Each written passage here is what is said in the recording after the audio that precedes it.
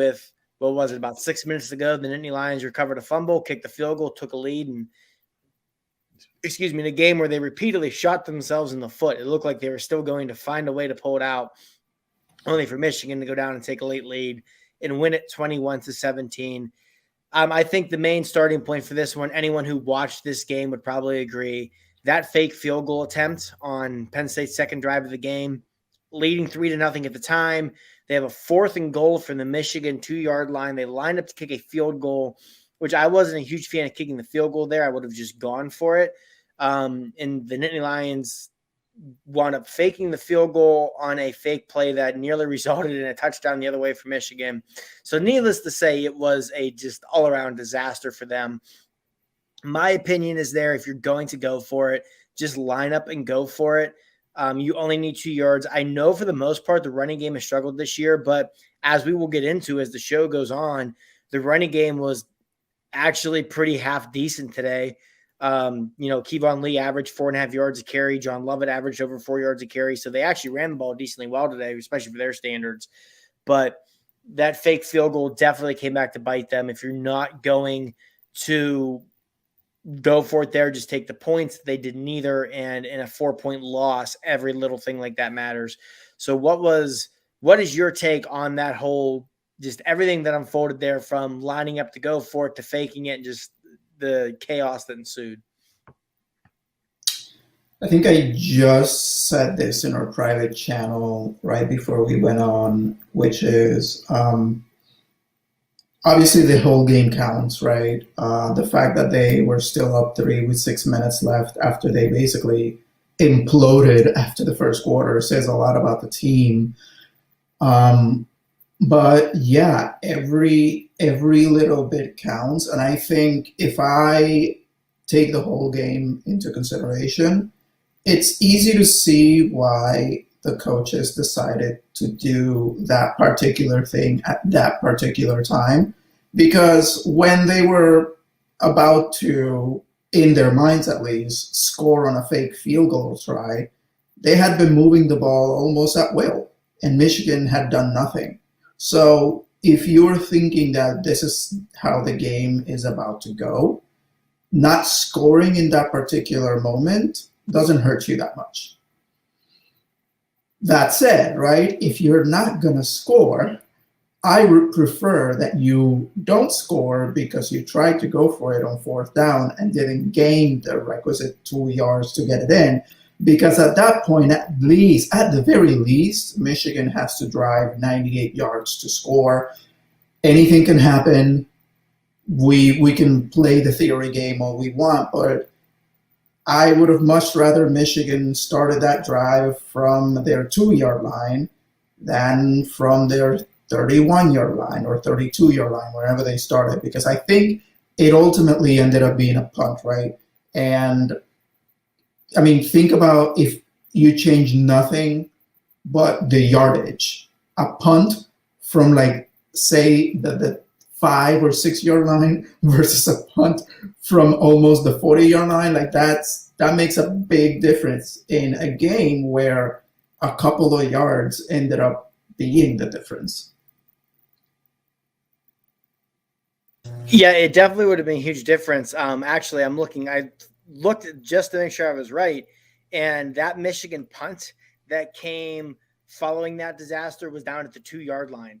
So Penn State started at their own 2.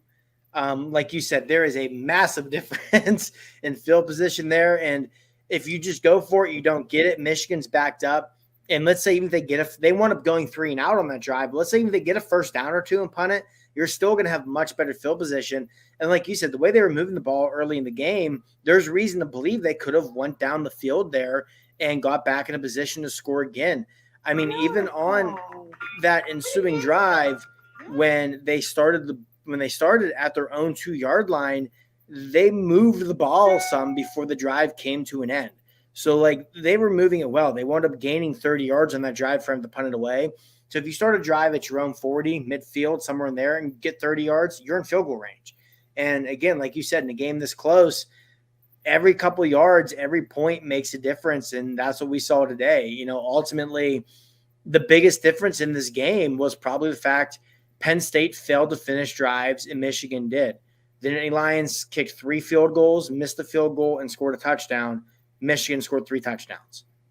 In a game this close, the touchdowns are going to win. I mean, they took care of the ball. The only turnover was by Michigan, and yet, I mean, I guess that disaster fake field goal actually was technically a fumble, but the only like true turnover was the Michigan fumble that looked like it was going to cost them the game. And just it came down.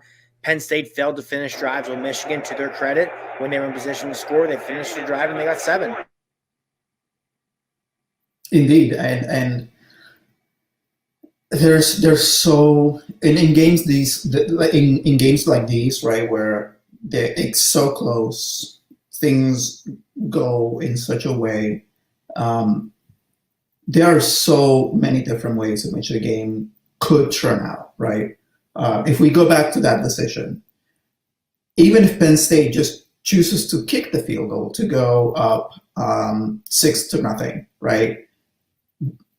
And then they kick another field goal later on to go up 9-7, for example. Like Michigan's entire strategy then changes too, right? If Penn State gets the touchdown there to go up 10-0, now Michigan isn't going to be running the ball as much as they would have liked, or even as much as they did, right? Like they only ran for 144 yards, which, you know, when they've been averaging over 200, that's still a testament to what Penn State did. But if they have to run the ball a little less because now they're playing catch up, that still puts Penn State at an advantage. And even when they started not doing as well, that's still just the mentality of what Michigan needs to do merely to catch up makes that much of a difference. And of course, you know, I'm sure the coaches are going to watch that film and just look at every single time where the smallest decision could have turned the tides. But it's unfortunate that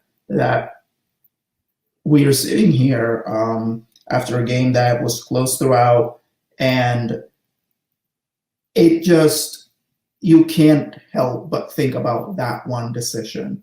And they had the whole game to recover from it, and they basically did, right? They were up 17-14 with 5:45-ish left in the game. All they had to do was stop Michigan, and of course, Michigan had no big plays to that point in the game.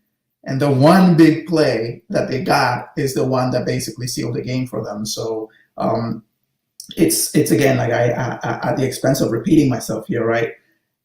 It's hard to not focus on that one decision, because that one decision is what ultimately may have been the difference in the game, both from the standpoint of how the game played out and what the score ultimately ended up being. There's a difference between, you know, a 24-21 potentially, right, score, or even just Penn State being up on more than 3 points in the second quarter, making Michigan have to play differently.